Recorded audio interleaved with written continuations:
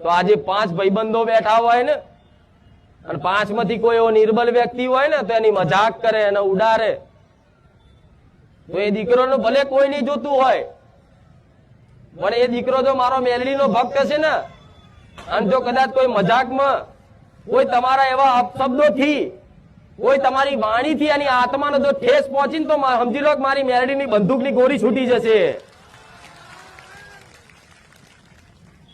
એટલે તમે જેવી મેલડીને પૂજો છો ને, તમે જેવી રીતે તમારા દેવને પૂજો છો ને, એવું માનવું કે હોમે કોક એવા દેવને પૂજતું હશે, એની ભક્તિ કરતું હશે.